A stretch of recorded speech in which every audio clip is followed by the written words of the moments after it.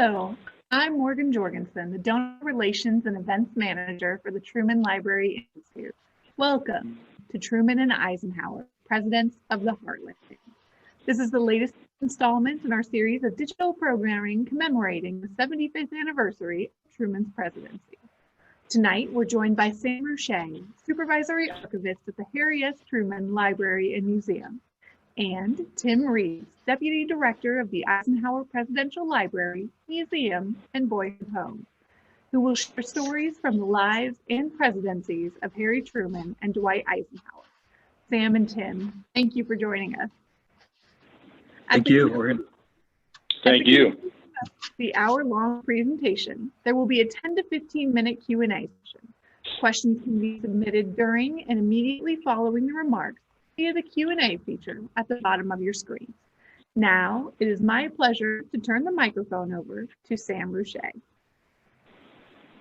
Okay. Thank you, Morgan, and good evening, everyone. If we can proceed to the next slide, please. Great. Harry S. Truman was a president of the Heartland. But what does it mean to say that he was a president of the Heartland? Here I'm referring to his what Midwestern values: hard work, patriotism, honesty, duty, and integrity.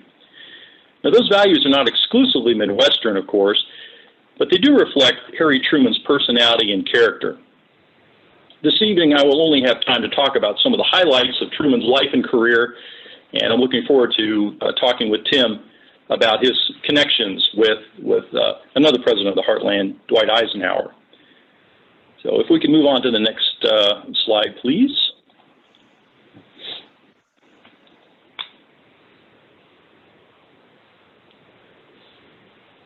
This is a photograph of Harry Truman as a young boy. He's in the first grade at Nolan School in Independence. This picture was probably taken in around 1890. Harry Truman was born on May 8th, 1884, in the town of Lamar, Missouri, which is about 2 hours south of Kansas City. And at age 6, his parents moved to Independence. His mother was interested in him attending public schools in Independence, Missouri. So this picture would have been taken probably very soon after his return or his move to Independence. That's him in the front row on the far right. You see the little arrow indicating his location there in the picture. Harry Truman was an avid reader as a child, in part because of his poor eyesight, which prevented him from engaging in the kind of schoolyard games that a lot of his peers did. And so he was fitted with eyeglasses as a young boy, and that kind of set him apart from some of his other fellow students. He read history and biography and was a lifelong learner. He also read the Bible quite a bit. He wore eyeglasses and took piano lessons, but otherwise he was an average boy. He had 2 siblings. He had a brother and a sister. And by all indications, by his own accounts and his own memoirs, he had a happy childhood. Okay, go to the next slide, please, Morgan. Okay. This picture is taken of Harry Truman when he was probably about 14 years old, about the time that he had his first job at Clinton's drugstore in Independence, where he swept the floor and cleaned bottles, and really learned what it was like to work. As a young man, he was close to his cousins, the Nolan sisters, who lived across the street from what would become his future home in Independence, at 219 North Delaware, which we'll say more about later. At a young age, he struck up a friendship with Bess Wallace, who was a longtime native of Independence, well, lifelong native of Independence. They had met in Sunday school when Harry was in the 2nd grade. They came from different backgrounds, though, and that's kind of important, different economic backgrounds, and Bess was considered part of the local elite. She was an Episcopalian with long-standing roots in Independence. Harry Truman himself was a Baptist. Bess's grandfather had been a prominent businessman. Okay, next slide, please. This is a picture of Harry Truman's graduating class in Independence High School. Harry Truman is the fourth from the left in the back row. You can see him wearing his glasses. He's got his hand on the shoulder of a young man in front of him. Bess Wallace is in this picture. She is in the second row at the end on the far right. So second row seated on the far right there. And also of interest in this picture is Charlie Ross, who is on the far left front row. And Ross would move on to become Harry Truman's press secretary during Truman's presidency. Truman's education was rigorous in high school, and he never did attend college, however. He had dreamt as a young man of becoming a military general and of going to West Point. After graduation in 1901, he took odd jobs, though, including a railroad timekeeper and a bank clerk. His college dreams were shattered when his father's financial fortunes took a downward turn, and he had to leave Independence for the town of Grandview, Missouri, which we'll say more about here in a moment. But again, Harry Truman was a lifelong learner and a really self-educated man. He drew lessons of history throughout his life and career and drew upon them in regular conversation, and they helped guide his personal philosophy and his leadership style and decision making. Next slide, please. Okay, this is a picture of the Grandview farm. Grandview is a town just south of Kansas City. It's in the greater Kansas City metro area, though, not far from Independence. And is here, Truman is actually pictured here. He's on the right there. He assisted on his family's farm. As I mentioned, his father had some speculative businesses that went bust. And so Truman was forced to move with his family to this farm that his grandmother owned. She's pictured there seated in the rocking chair. This was known as the Young Farm. That was his grandmother's name. Truman engaged in numerous activities on the farm, driving horse-drawn plows, doing crop rotations, etc. Corn and wheat were grown on the farm, as were various kinds of livestock. Now, this is around 1906. Okay, so Harry Truman's graduated from high school in 1901, and then he has those periods of odd jobs between 1901 and 1906 when he's forced to move on to the farm. He told about his numerous activities in letters to his friend and on-again, off-again girlfriend, Bess Wallace, who would become Bess Wallace Truman in the future.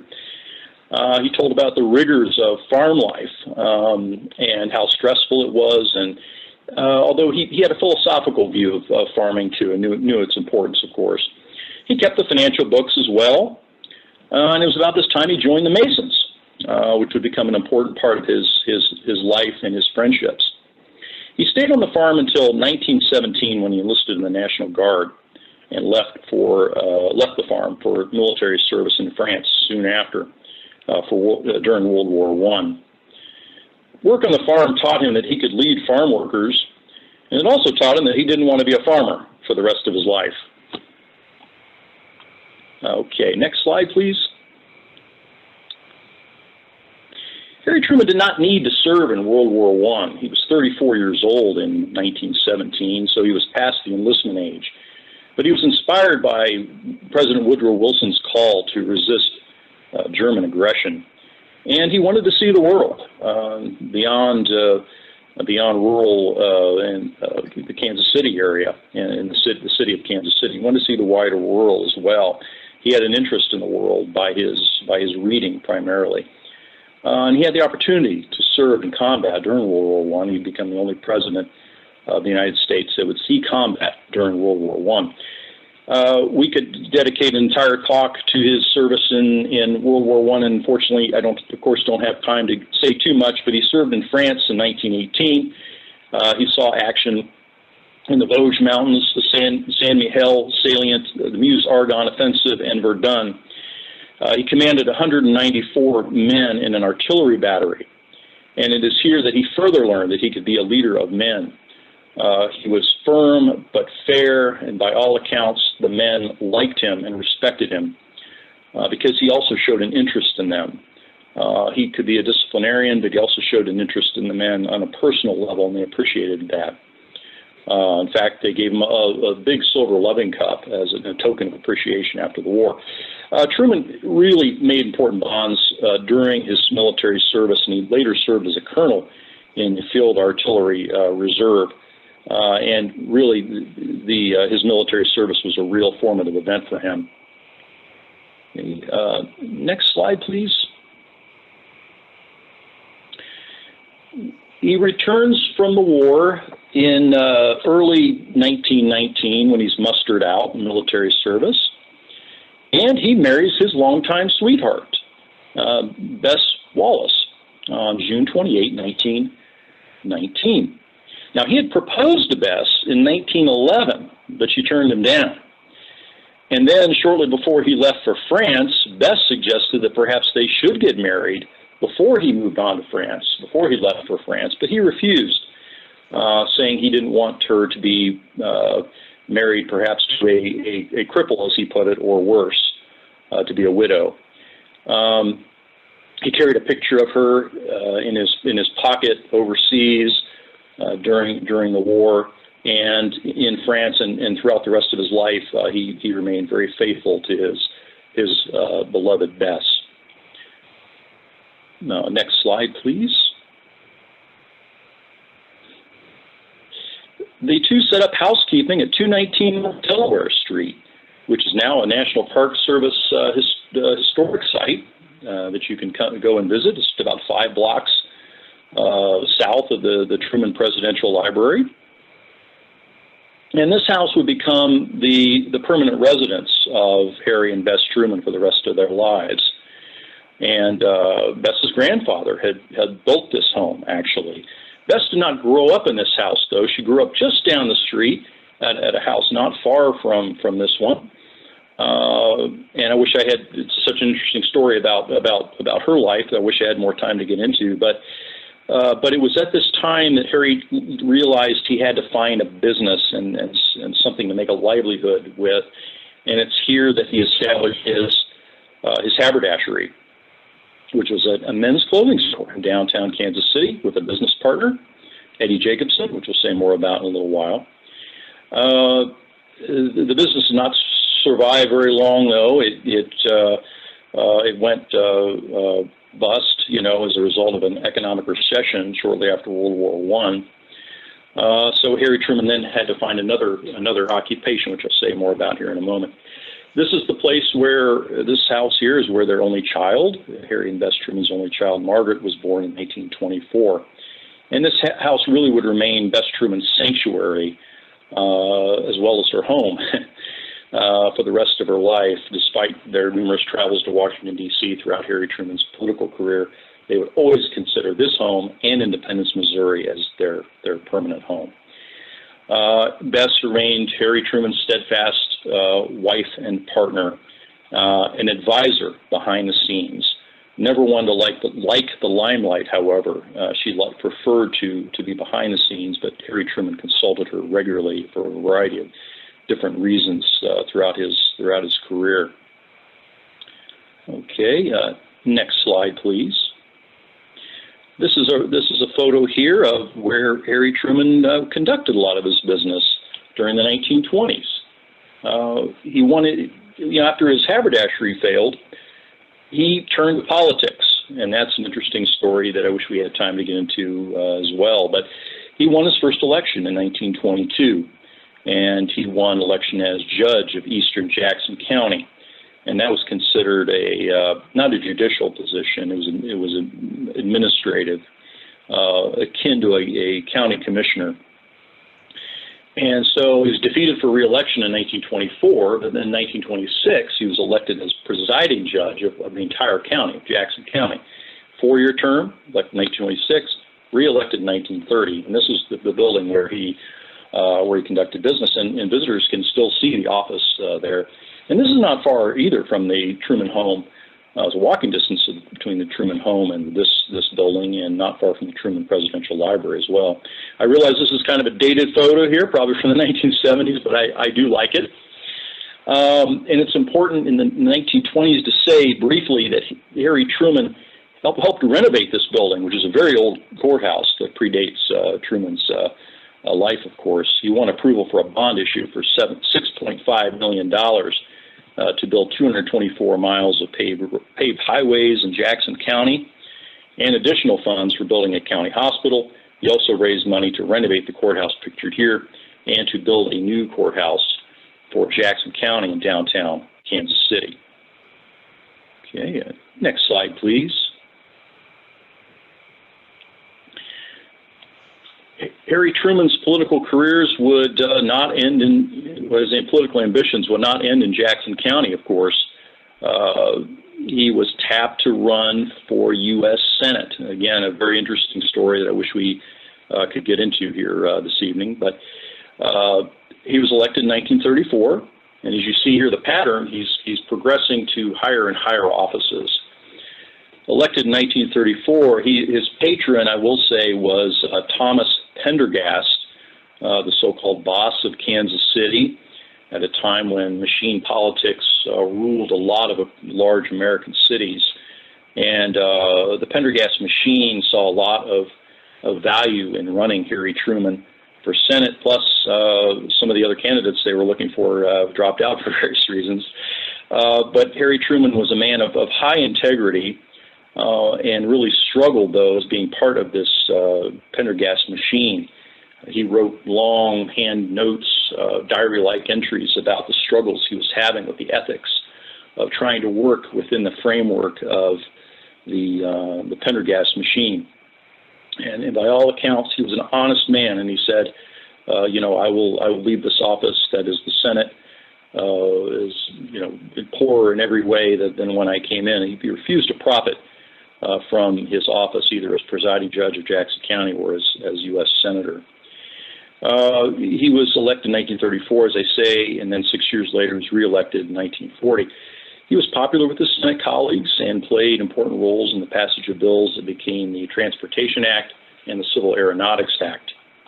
And he also stepped outside what you might expect a Midwestern senator to say. He spoke about Nazi aggression early during World War II in the early 1940s in an important speech in Chicago, and he spoke about civil rights to an all-white audience in a town called Sedalia, Missouri. And those two speeches are very interesting in terms of Truman stepping out of his comfort zone, so to speak, to challenge some of the great issues of the day. Okay, next slide, please. Truman's most important well, the thing he's most famous for as a U.S. Senator was the so-called Truman Committee, which is the Senate Special Committee to investigate the National Defense Program, which may have saved taxpayers up to $11 billion. It also put Harry Truman on the cover of Time, raised his political profile and his name recognition, especially among Democratic Party power brokers. So in 1944, Harry Truman became President Franklin Roosevelt's vice president or running mate. And this was very crucial because FDR was in declining health. The public wasn't aware of that, but Democratic Party insiders were well aware of FDR's declining health, and they knew that whoever became vice president very likely would become president of the United States. And the incumbent vice president, Henry Wallace, was unpalatable for various reasons. Harry Truman had positive traits, many positive traits, and as important, fewer negative ones than others. So he was elected with Franklin Roosevelt in the 1944 election and served 82 days as vice president until Franklin Roosevelt's sudden death on April 12, 1945. So with that, I think I will turn it over to my colleague, Tim. Thank you, Sam.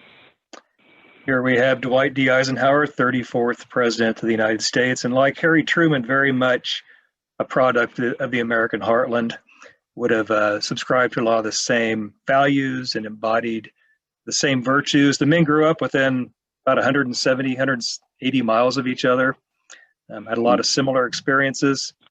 In fact, there was even a bit of overlap when Eisenhower's oldest brother, Arthur, at one time lived in the same boarding house as Harry Truman around 1900, I believe.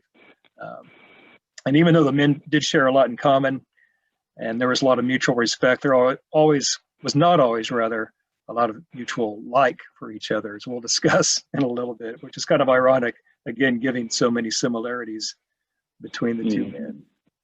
Next slide, please. We'll go to Ike's childhood, and it always strikes me as how similar this picture is to the picture of Harry Truman's grade school class. Looks like it's about the same size, and they put the students in the same pose. There you can see little Ike on the front row, second from the left, with the arrow pointing to him. And I think it's actually pointing that arrow at the key. He's wearing a key on a string around his neck. So I guess he was sort of a latchkey child, which doesn't make a whole lot of sense because he lived directly across the street from his boyhood home, probably 100 feet from his house. But for whatever reason, he is wearing a key around his neck. He was born October 14th, 1890 in Denison, Texas, which is, again, sort of ironic in the Eisenhower story because he became so identified with Kansas and with Abilene. And in fact, he was the only one of the 7 Eisenhower boys who was born outside of the state of Kansas. His father had suffered a business setback with a sundry sort of dry goods store that he owned in Hope, Kansas, which is about 25 miles south of Abilene. And out of maybe kind of a sense of shame, he went to Texas in this self-imposed exile, worked as a wiper on the Missouri-Kansas-Texas Railroad in Denison. And that's where Ike was born in 1890 rather. And then in 1892, a number of family members convinced them to move back to Abilene. And Ike's father went to work in the Bell Springs Creamery, where he worked for many years. His original name was David Dwight Eisenhower. The David was for his father. The Dwight was after a famous 19th century evangelist named Dwight Moody. And yet they always called him Dwight because they didn't want him to be called Junior after his father. And then, like Ulysses S. Grant, when he went to West Point, his name officially changed. It was then that he reversed the order from David Dwight Eisenhower to Dwight David Eisenhower and became the name that's now so well known. Abilene was an interesting town. It was only about not even a generation removed from its sort of wild cowtown past. Abilene is the terminus of the Chisholm Trail, so you had all that great history of the massive cattle drives up the trail to Kansas. Wild Bill Hickok had been the city marshal at one time, and so you had gunfights and everything that goes along with a cow town. And Eisenhower really absorbed and really enjoyed that history. Coincidentally, 1890, the year he was born, was also the year that the American frontier was declared closed. And so you had Eisenhower coming into the world at this transition in American history, from this open frontier moving into a more industrialized age. And in fact, there's great symmetry in his life. He was born the year the frontier was declared closed and died the year that Americans landed on the moon. So you can see this really broad range of history that Eisenhower embodied, and in fact, with his creation of NASA, helped create that. And the foundation, the frontier gave Ike a sense of limits. If most of the free land was gone, if natural resources were in danger of being exhausted, then there had to be limits set upon expansion and upon what we could expect out of the natural habitat. And for reasons that would take a while to get into, Eisenhower's view of the frontier and of these limited resources would actually lead him to expand Social Security to a certain degree, which does take some explanation, so maybe we can get into that later. He was a good student. He really enjoyed ancient history. He enjoyed math, did well in school. Next slide, please. We'll see him a few years later. This is his high school, his senior picture, I guess we'd call it today. I graduated in 1909. He should have graduated in 1908, but when he was a freshman, he had an accident, scraped a knee, which became badly infected, and in fact almost lost a leg, and had to repeat his freshman year in high school. He had a brother, Edgar, who was a little more than a year older, who had dropped out of school and returned. And so the brothers would end up graduating together from Abilene High School in 1909, which being high school graduates in 1909 actually put one into an American elite. Only about 30% of Americans graduated from high school at that time. It's roughly 3 times that now. But Eisenhower, like Harry Truman, was always academically and educationally ambitious and wanted to get an invitation and a good education. He's a very good athlete, played baseball and football at Abilene High School. There, thank you. See the baseball team picture. That's Ike on the back row, second from the right. It's always a little difficult to recognize Eisenhower as a young man because he had such a full head of hair. And of course, we don't think of Ike in our imagination or our memories as having a full head of hair. Usually a center fielder and a running back on the football team. Also organized the Abilene High School Athletic Association, which raised money for equipment and things like that that the student athletes needed. There was a prediction in his high school yearbook. For every graduate, there was a prediction made by the editor. And the editor predicted that his brother Edgar would become president of the United States and that Dwight would become a professor of history at Yale University. So they were close, but not quite there. Next slide, please.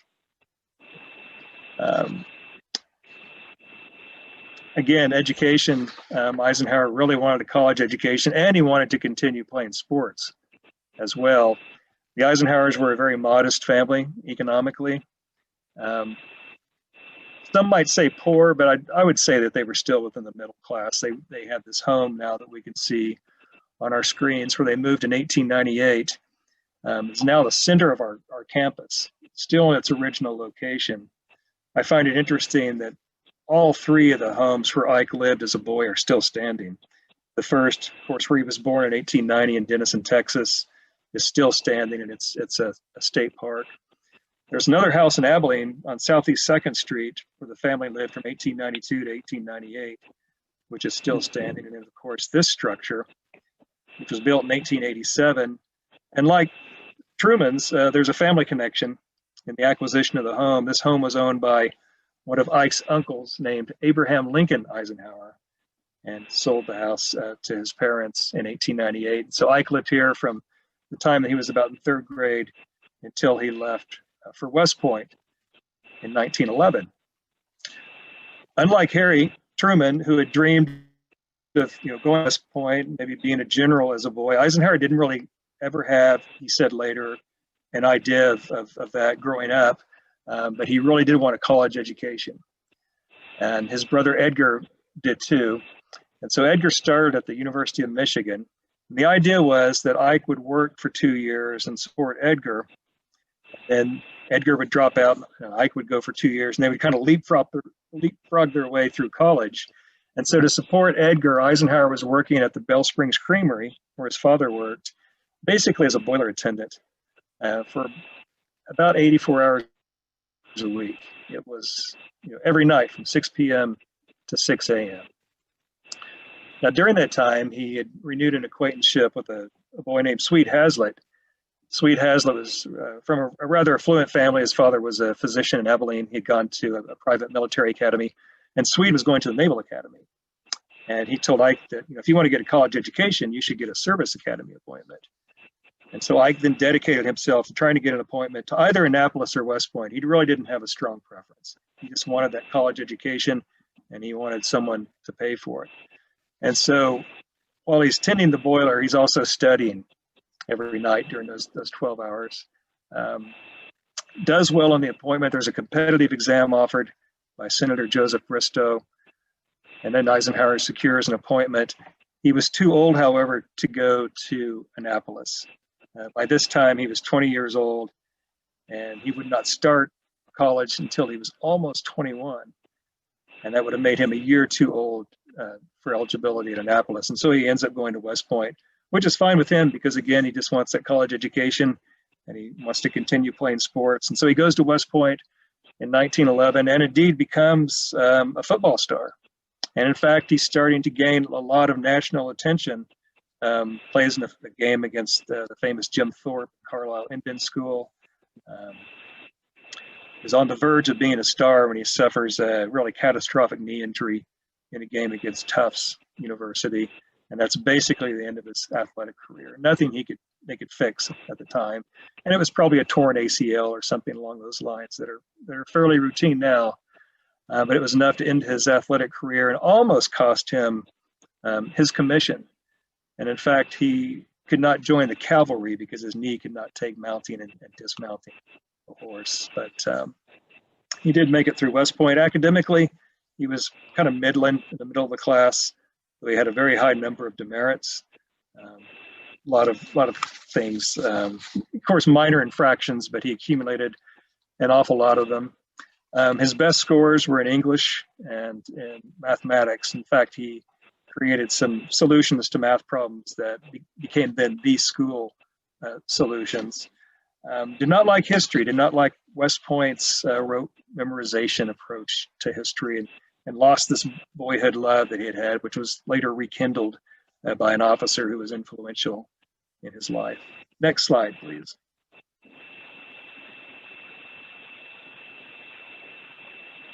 Ike and Mamie went on to become such a famous pair.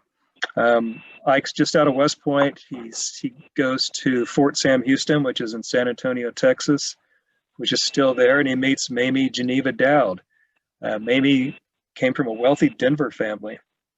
In fact, her father had become a millionaire, still in his 40s, thanks to the meatpacking business in Iowa in the 19th century, back when a millionaire, really meant something. So really immense wealth for the time.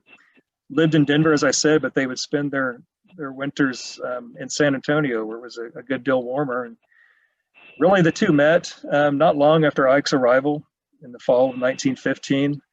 And by Valentine's Day, 1916, were engaged and then married on July 1st, 1916. The war also affected their plans, as it did Harry and Bess, in that rather than waiting, the Eisenhowers decided to speed up their plans.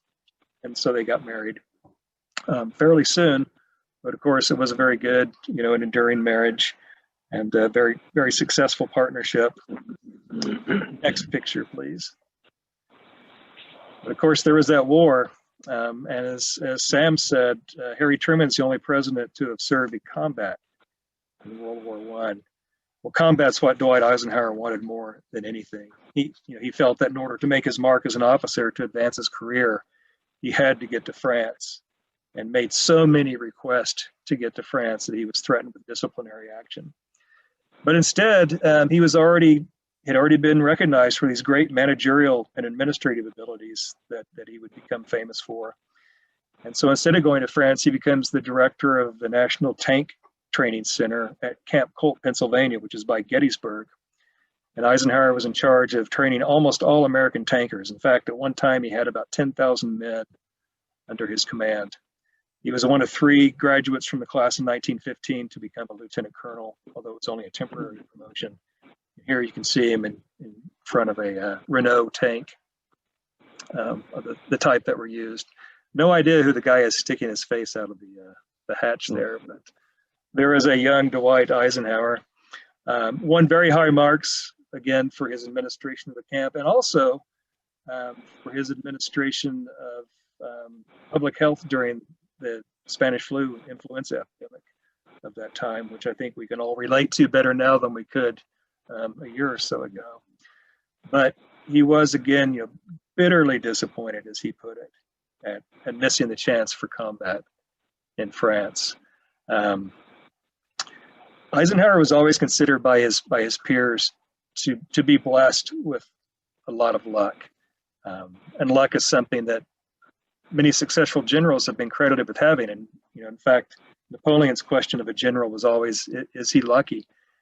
And for whatever reason, Eisenhower had that gift. One of the boys from Kansas, Aaron Plattner, who had taken the West Point or the Service Academy qualifying test along with Ike, but did not get an appointment, went to France in the infantry and was killed. Another boy who competed against Ike didn't get the appointment to West Point, went to the Air Corps and was killed. So there was like several of these guys who were associated with Ike, and in his efforts, to go to West Point or Annapolis, he went into the regular army instead and lost their lives in World War I. And so who knows what Eisenhower actually avoided by the fate that he actually experienced. But that seems to be kind of a theme throughout his life for these fortuitous events. But probably because he missed that experience. Next slide, please. He eagerly volunteered for the 1919 Transcontinental Motor Convoy, which was a coast-to-coast demonstration of America's new mechanized army, and also a test of that capability to see how well these new, largely, mobile mechanized units could do, and also a test of how well America was prepared to defend itself by giving its army access to these roads. And the answer was not very well.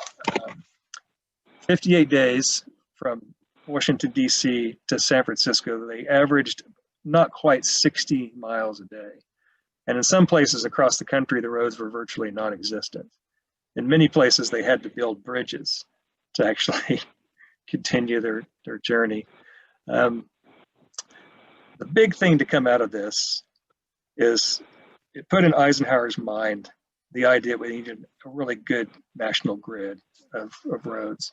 And eventually you see the interstate highway system come out of this experience, along with his experience later on the German Autobahn. But this was what planted that first seed, was this 2-month crawl across the country from coast to coast with the Transcontinental Motor Convoy. But it was a very formative experience in Ike's life. And you can see in the picture on the right, Eisenhower is on the right of that picture.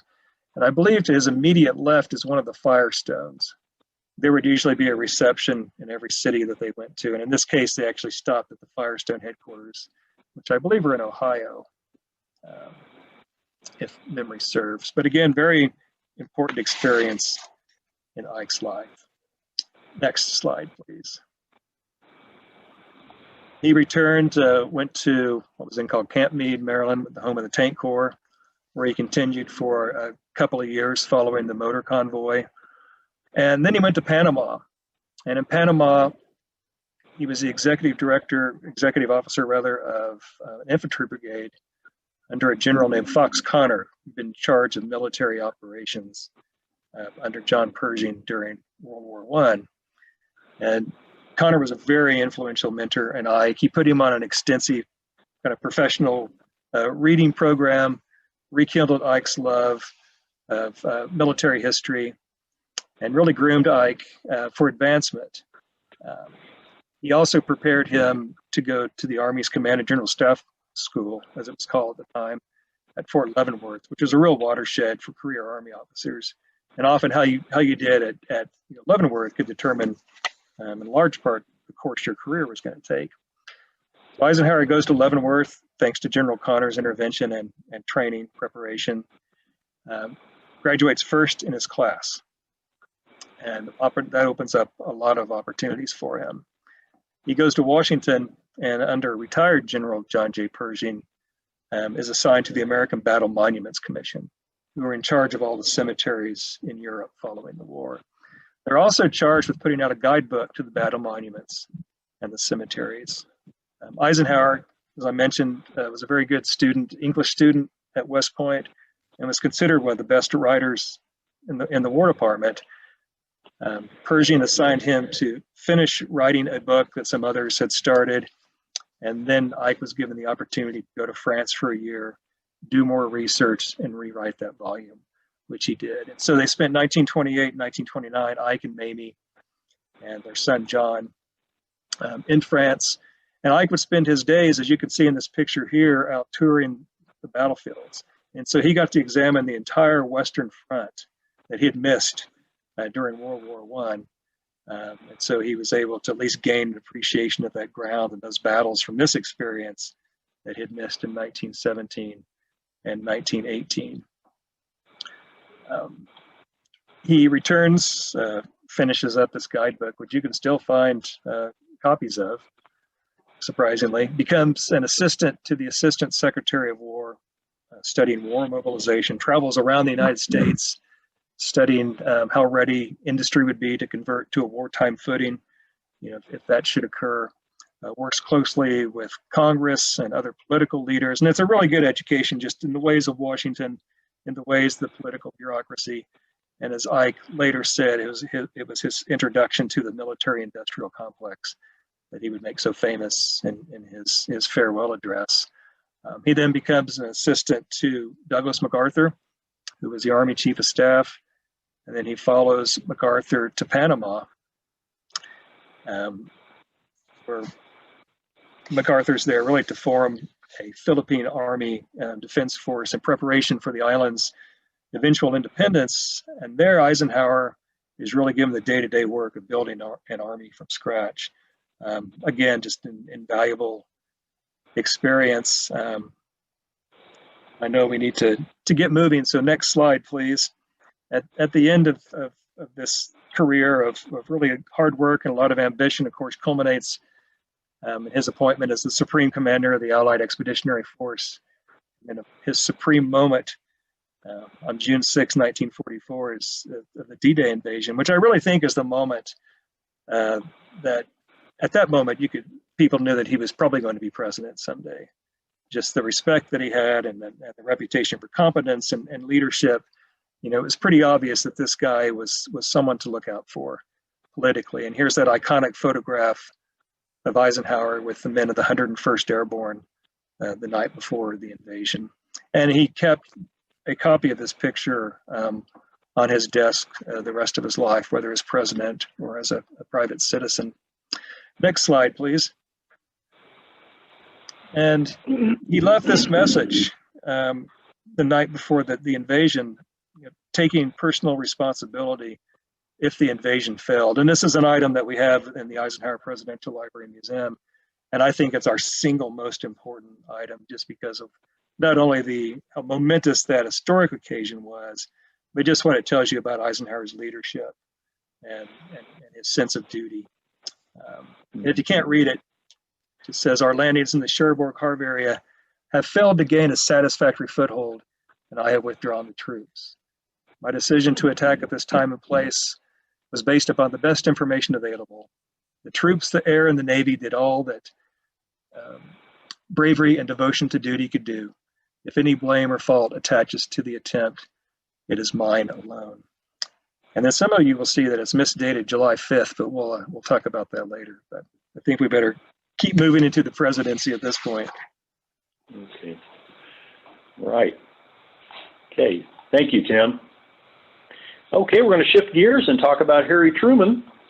And, you know, many of the things Tim and I are talking about could themselves be separate talks. So I do apologize for glossing over some very important things, but I'm hoping to at least hit some highlights. I mentioned Harry Truman becomes president suddenly on April 12, 1945. And few, if any, presidents have ever faced similar challenges that Harry Truman faced, particularly since he was very ill-prepared by Franklin Roosevelt. The two had only had 2 meetings during his 82-day vice presidency. And what was happening was the war against Germany, that is World War II against Germany, was concluding, and it would conclude in May, the following month. But the war against Japan was still very much happening, ongoing. And so Harry Truman was faced with how to end the war against Japan and dealing with the issues of post-war Europe and Asia after the war. And so he has a meeting here in July of 1945 with the so-called Big Three meeting: Winston Churchill, Truman, and Joseph Stalin. Churchill, of course, the British leader, and Stalin, the Russian leader, the Soviet leader, who were our allies during the war. And, you know, Harry Truman, some of his greatest successes had to do with the forming of a framework or a structure to conduct the Cold War, which would occur after the end of World War II. That is a Cold War conflict that would last for 40 years between the United States and the Soviet Union. So although we're allies of the Soviet Union during World War II, those relations would sour soon after the successful conclusion of the war. And Truman helped establish that framework through the Marshall Plan, which was a huge aid package to Europe for European recovery after World War II, the establishment of NATO, the defense alliance with our European allies, the Truman Doctrine, which was more of the ideological framework for containment, that is how to deal with the Soviet Union, not through aggressive war, but through containing their expansion. And of course, not the least, the establishing the United Nations to try to prevent war and to promote peace throughout the world. So in this photograph, we have Truman meeting with the big three. Okay, next slide, please. One of the things that Harry Truman had to deal with, as I mentioned, was concluding the war against Japan. And he had options available to him. He had approved, shortly after becoming president, the first part of a planned invasion of the Japanese home islands. Of course, that ended up not being necessary when he was briefed shortly after becoming president by the Secretary of War, Henry Stimson, about the progress of the Manhattan Project, which would develop the atomic bomb. And Harry Truman, as was his leadership style, would gather as much information as he could from experts and rely on their experts, their expertise, with very little ego, associated with it. He was willing to have people in the room that he knew were experts and smarter than him in their various areas. But in the end, the buck stopped with Harry Truman. The buck stops here, his famous sign. So he always knew, that he was the one who made the decisions. So for Harry Truman, the decision to use the atomic bomb or authorize its use was a simple one. As an ex-artillery officer, he saw the bomb, probably without complete understanding of it, as a weapon to end the war and save American lives, and that was his goal that he successfully accomplished. And we still, over the years, have gotten thank you from veterans and their families for Truman's use of the bomb to end the war and to save the lives of American servicemen who would have been lost in the event of an invasion.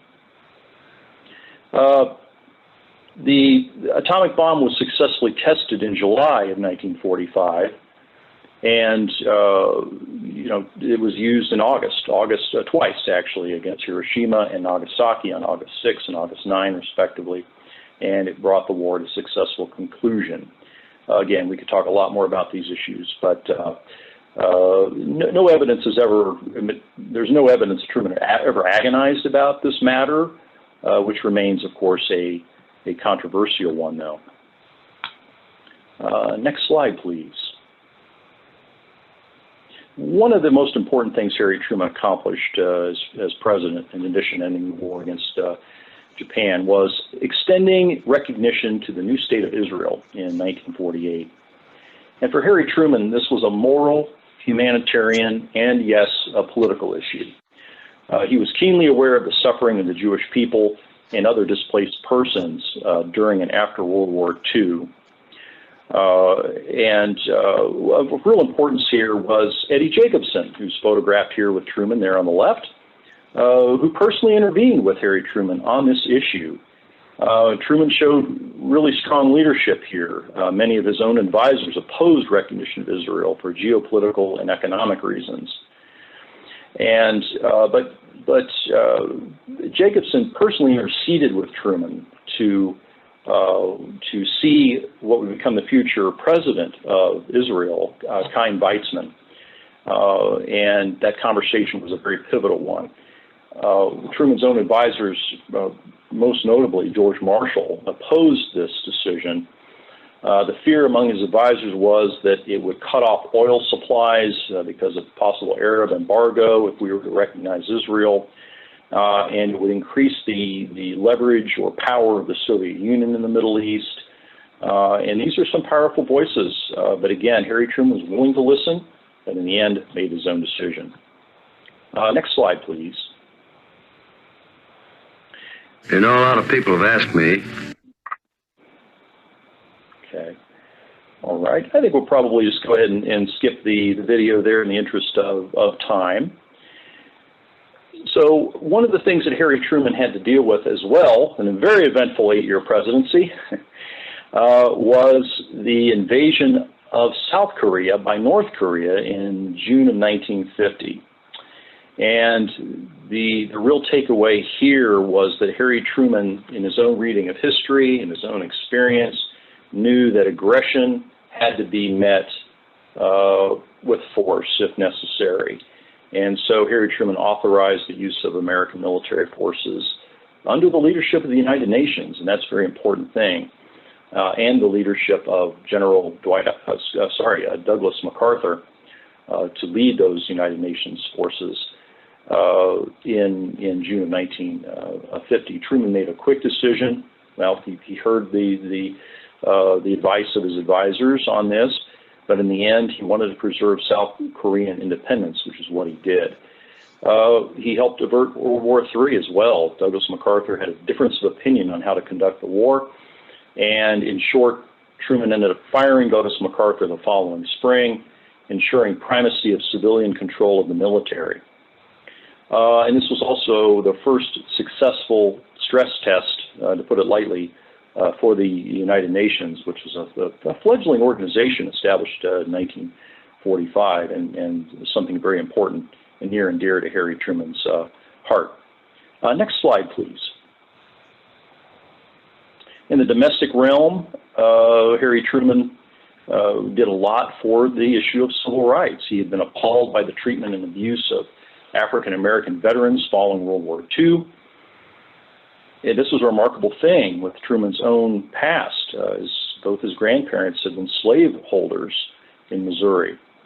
And Truman was known in some of his early letters to Bess to use racist language. And so that context is important when you think about what Truman was able to accomplish in the area of civil rights. He established a Civil Rights Commission, which is pictured here. For him, civil rights was a moral issue. He believed that America should treat all of its citizens equitably, especially during the Cold War, so that the American form of government could be an attractive model for the world. Next slide, please. Truman became the first president to speak before the NAACP. This speech took place in Washington, D.C. in 1947, and you can read there what he said during that speech. Very, very important. And this would come at a time of great political risk to Truman himself by his own Democratic Party, which in the South anyway, the Democratic Party was very powerful in the South at that time. And there were very conservative Southern Democrats, particularly in the Senate, which opposed Truman's civil rights platform, which would result in a split in his own party, a three-way split during the 1948 election. Next slide, please. One of the most pivotal documents in our collection at the Truman Library is this executive order here, which is the Executive Order 9981, which established a committee on the equality of treatment and opportunity in the armed forces, or in short, resulted in the eventual desegregation of the armed forces. He also issued another executive order desegregating the Federal Civil Service. Truman used executive orders because he couldn't get even basic bills through Congress on civil rights. He was unable to get an anti-lynching bill passed or legislation even to abolish the poll tax. So that showed you the context that he's working in here. We talk about some of the weaknesses or failures or challenges of the Truman presidency, and we'll move on to the next slide, please. And that's in the area of Korea. And again, these are big issues that we don't have time to get into here, but in late 1950, Truman authorized the use of the United Nations forces to push North Korean forces back across the 38th parallel back into North Korea. In other words, not only did he push North Korean forces out of South Korea, he authorized the use of those same forces to pursue the North Koreans across the border, try to unify the country, remove the North Korean government of Kim Il-sung. However, what happened is that the push went too far to the border with China, which is North Korea's northern border, and that resulted in a massive invasion by Chinese forces in support of North Korea, the North Korean allies. And so this resulted in a protracted stalemate of the Korean War that Tim, I'm sure, will say more about here. But it really cost Truman politically and the Democratic Party in 1952 election. And Korea, in addition to its very positive legacy, had also a negative legacy of limited undeclared wars, which did not result in a Third World War, but did exact a very high price on civilian populations in Korea and later, particularly in Vietnam, and on American service members killed or injured during those conflicts. And of course, in Korea, there was no peace treaty, even to this day. Next slide, please.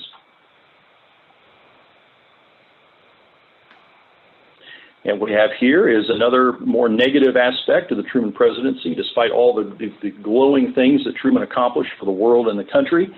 The loyalty board, the establishment of the loyalty board was not one of them. Even prior to Joseph McCarthy making accusations of communists in government, just 3 years prior, Harry Truman had issued an executive order that would create a loyalty board that has a lot of aspects to it, but basically it was Truman's effort to try to preempt more stringent efforts by the Republicans to try to root out communists. So even before McCarthy's charges, Harry Truman was dealing with the communists in government issue, and it was an issue that he really didn't think there was a severe threat, to the U.S. government by communists within the government.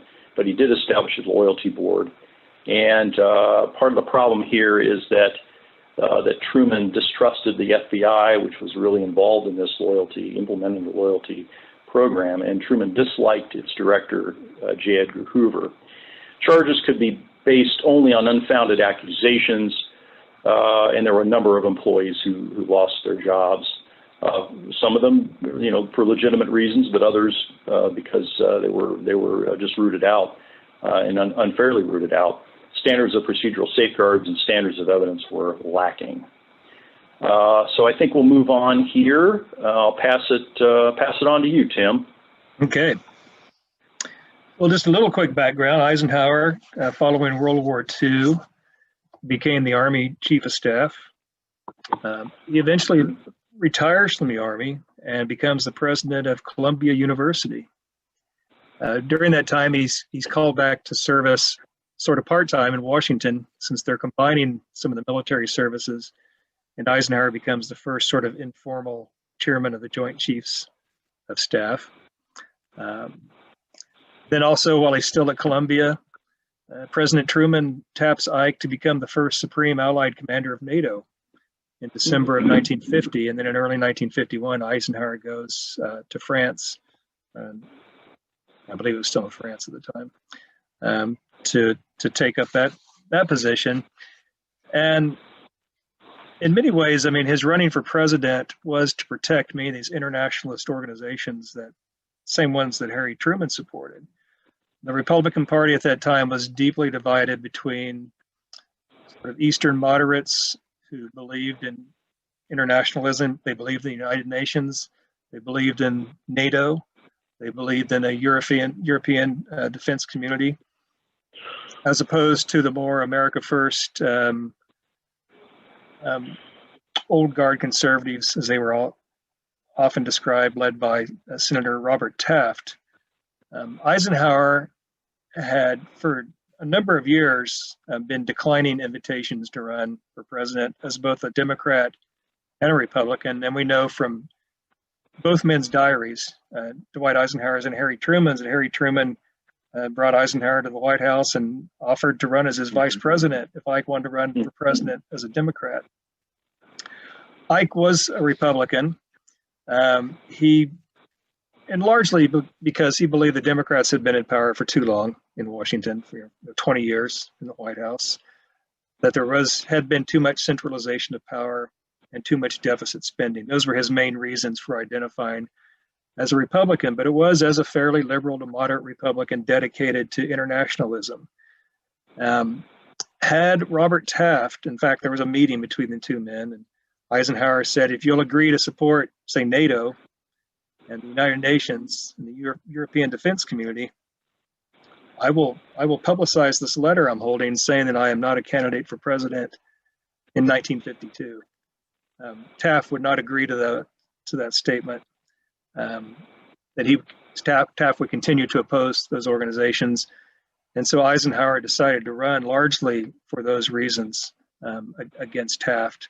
And then given his popularity just in general, was able then to easily win the election once he had won the Republican nomination, which took a little more work. But at any rate, to get quickly into this slide, when we're talking about the greatest things that Ike saw as accomplishments or as failures that we'll discuss, I like to use his words.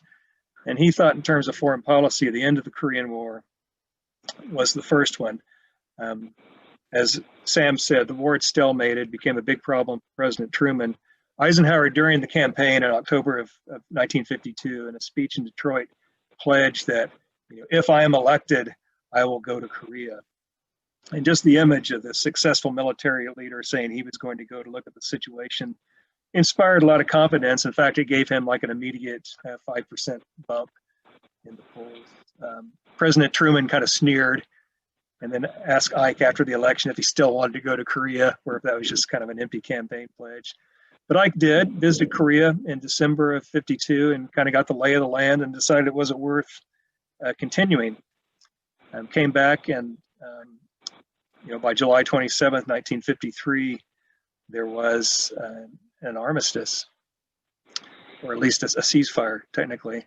A lot of that also had to do with the fact that Joseph Stalin had died in March of '53, which I think made it easier, made it possible for that to take place. And also I would point to what he described as the prevention of communistic efforts to dominate Iran, Guatemala, Lebanon, Formosa, that is Taiwan, and South Vietnam. But as we'll see, some of the means he used would come back to haunt us. For example, overthrowing the Mossadegh regime in Iran by covert means. Next slide, please.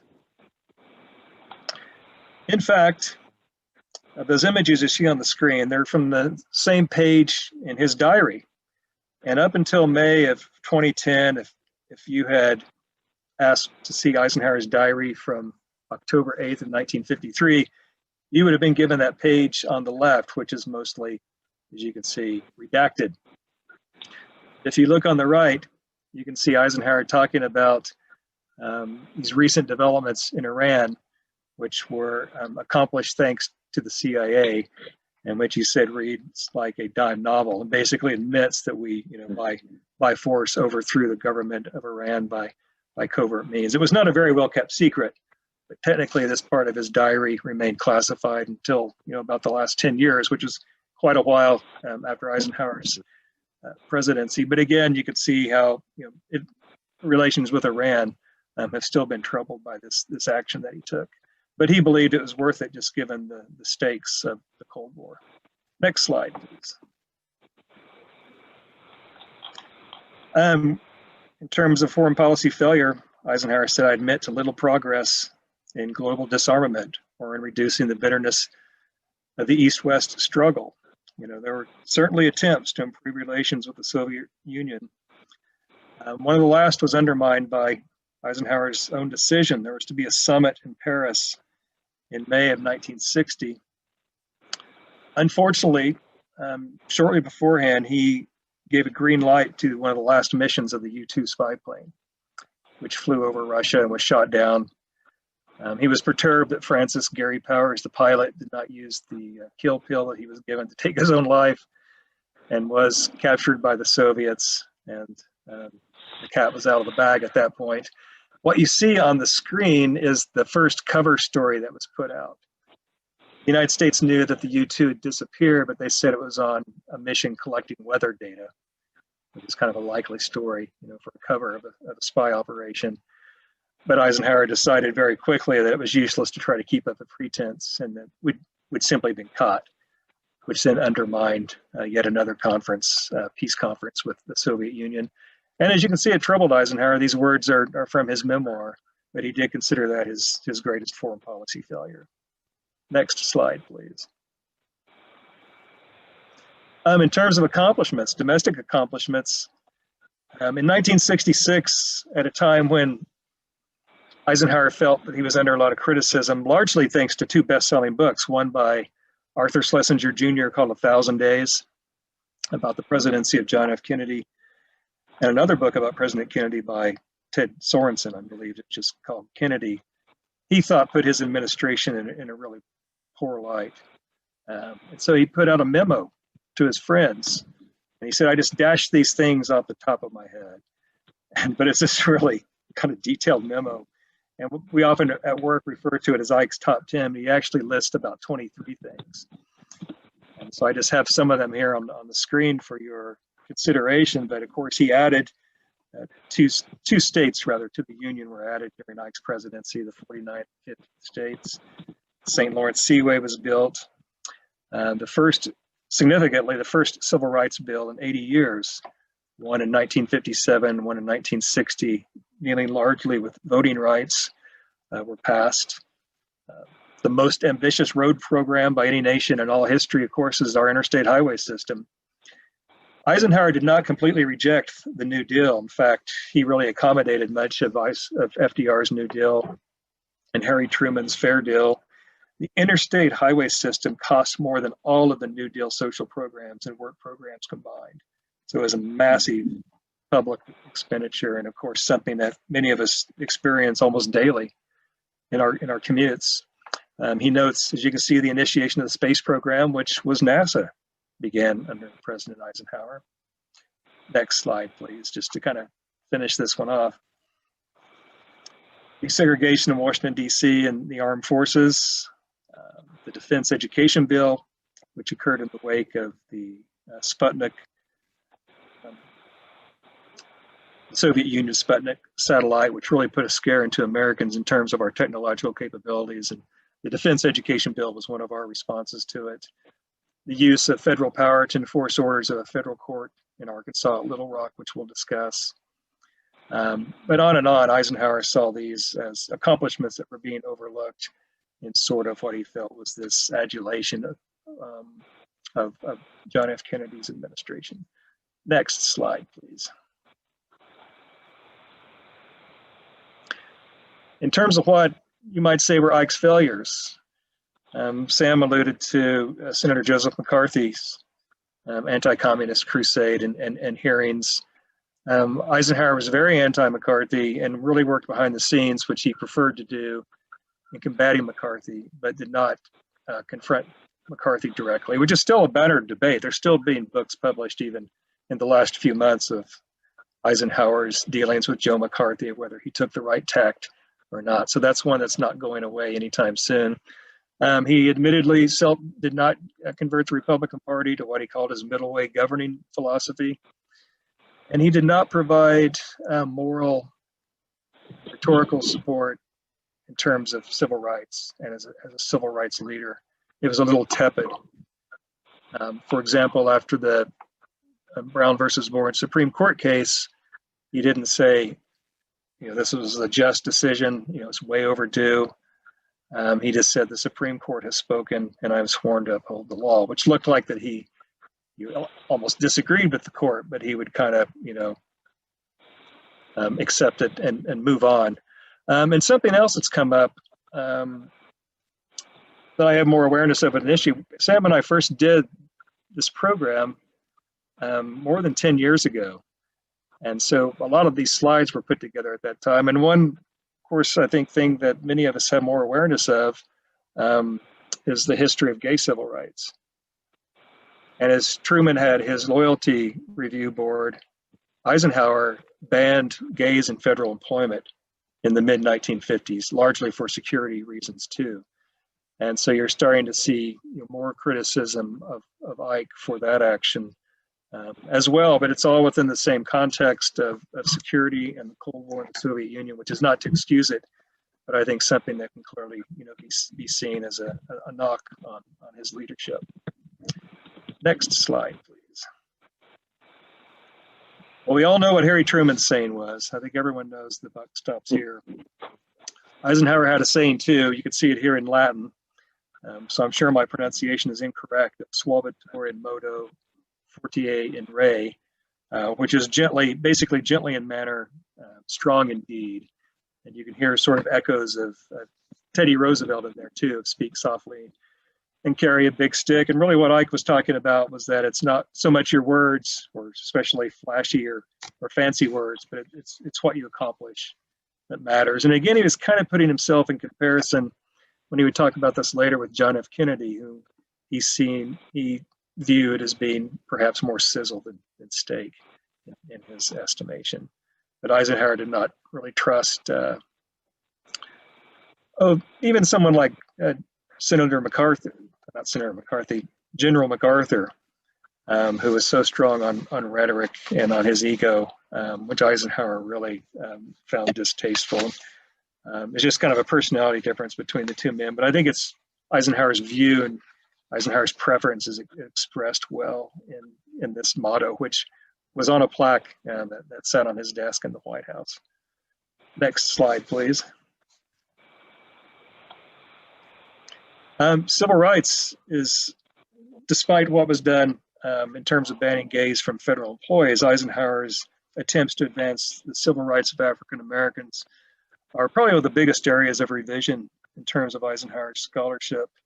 And here's just a number of bullet points you can see of things that he was able to accomplish in terms of, that's just banning discrimination in firms receiving federal contracts. Completing the desegregation of armed forces began under President Truman.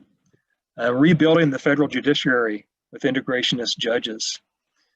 Of course, signing those 2 civil rights bills, establishing the Civil Rights Division within the DOJ, the Civil Rights Commission, sending federal troops to Little Rock, and appointing a fellow named Frederick Morrow, first African-American executive in the White House, and even the first African-American secretary, and also the first African-American at a cabinet meeting. So Eisenhower did take steps, and much like Harry Truman, perhaps is about as much as he could have done in the era and in the context.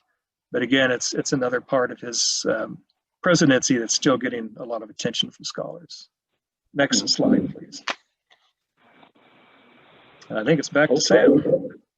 Great. Okay, great. Thank you, Tim.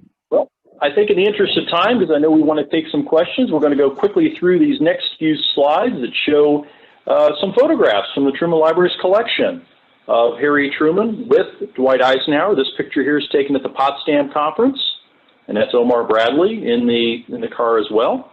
Here's Harry Truman in 1948 awarding General Eisenhower a third oak leaf cluster. There's extensive correspondence between the two men in the Truman papers during the Truman presidency. Unfortunately, that would end as a result of the 1952 campaign, which was a contentious one. This is a meeting that took place between the two men shortly after Eisenhower was elected president in 1952. You can see by the expression there that it's rather tense for various reasons. But Truman was quick to congratulate Eisenhower upon his victory in 1952. Truman decided not to run for president, by the way, in 1952. It was Adlai Stevenson who was the Democratic nominee. There was a long period of tension that went through the Eisenhower presidency between the two men, but Eisenhower did visit the Truman Presidential Library in 1961 after Eisenhower left office. And Eisenhower wanted to see the layout of our building in Independence, Missouri. And so Truman himself gave Eisenhower a tour. The real reconciliation between the two men, though, occurred as a result of the tragic events in November 1963, the John F. Kennedy funeral, which brought the two men together for a long conversation. So although they never really would become friends, I think Tim would agree with that, they at least mended their fences enough to be amicable. And they also met on several occasions at various funerals, sad occasions, but did bring the two men together. And then the next slide, please.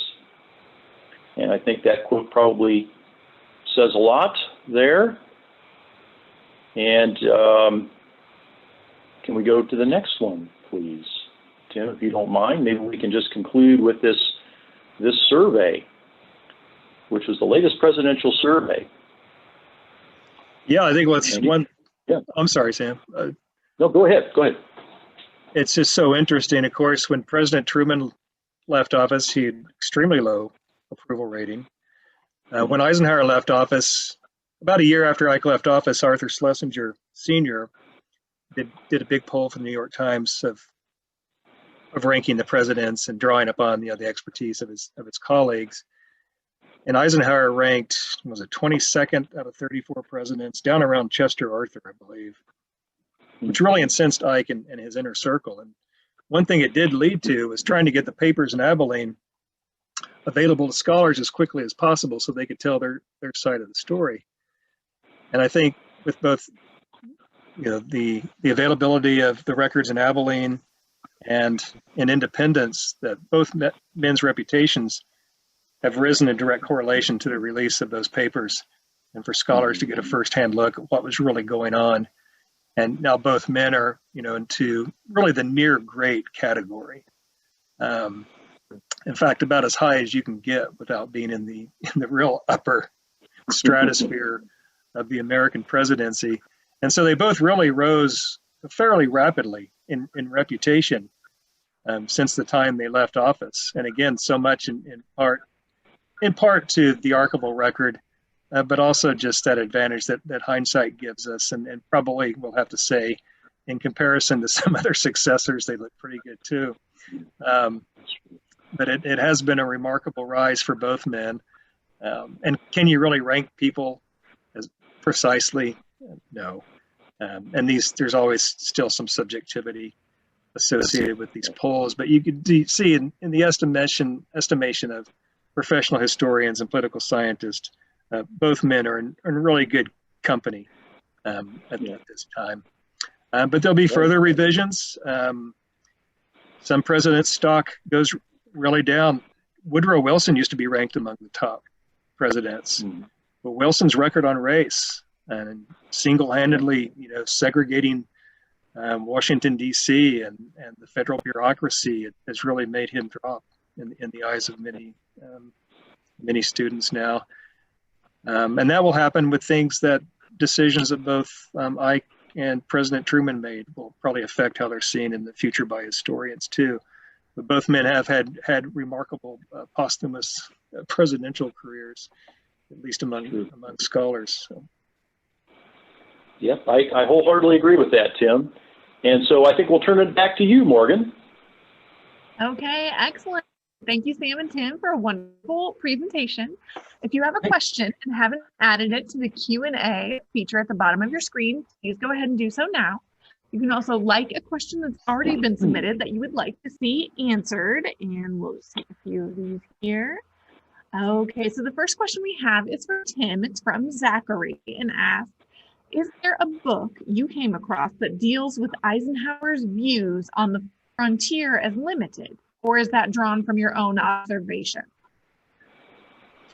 It's not in any book yet. There are a number of letters in which Ike spells that out for a friend of his. There's an article I did that appeared in Prologue magazine in 2015, which you could probably find online.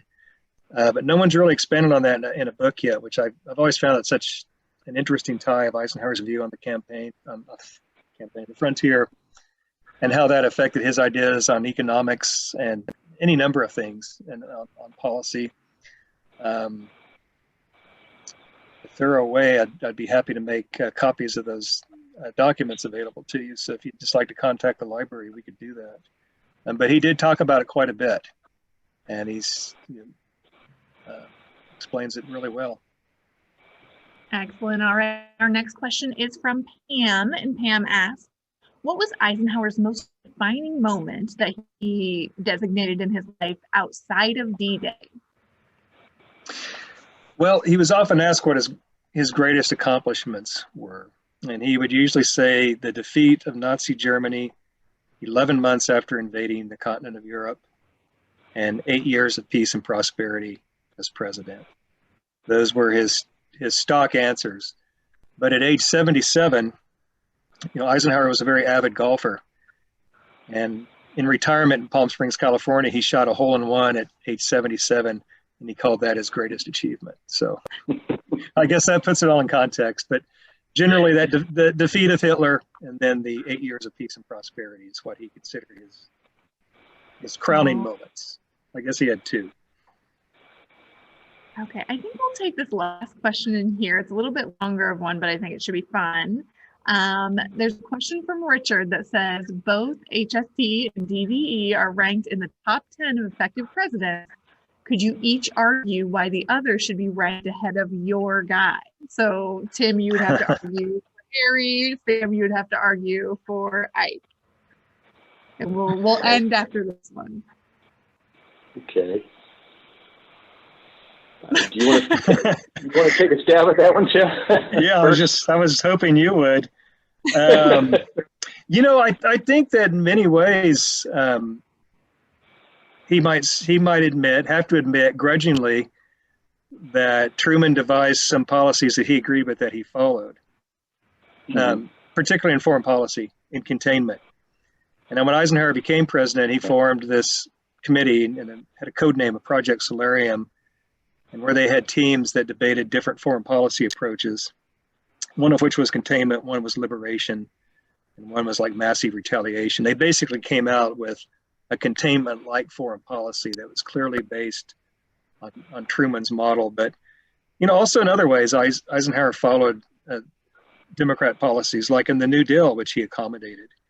And in other ways, I think he would have had to admit that, you know, he found their ideas useful, if maybe perhaps in some need of modification or better administration, that they weren't, that their side wasn't completely without merit. Sure. And I would argue that Eisenhower was a very unifying figure. Now, yes, he did face divisions within his own party, but he was able to really unify the American people in a very unique way. I think if he could have been reelected in 1960, he probably would have successfully been elected for a third term had the Constitution permitted it. And also, I think his consolidation of the New Deal, Fair Deal policies, as you mentioned, deserves a lot of credit there too, making them more palatable to Republicans. And having Eisenhower as president with his stamp of approval, so to speak, helped really make them acceptable, and not to mention the Cold War framework that he strengthened as well.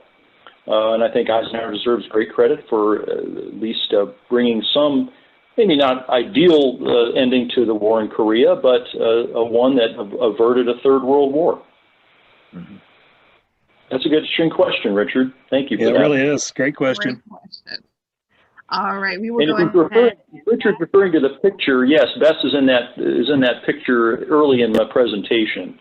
So I'm thinking of the right one. Excellent. All right, thank you everyone for joining us today, and special thanks to Sam Rushay and Tim Rives for this excellent and informative presentation. The Truman Library Institute is selling commemorative bricks that will be installed outside of the stunning new entrance to the Truman Library. The bricks start at $175 and they make excellent gifts for Truman fans. You can visit our website at trumanlibraryinstitute.org/bricks. Order yours today. To find more information about future programs commemorating the 75th anniversary of Truman's presidency, like the February programs listed here, be sure to follow the Truman Library Institute on Facebook, Instagram, and Twitter. You can also find Sam and Tim and the Truman and Eisenhower libraries at trumanlibrary.gov and eisenhowerlibrary.gov. Thank you for joining us, everyone, tonight. And thank you once again, Sam and Tim. I hope everyone has a great evening. Thank you.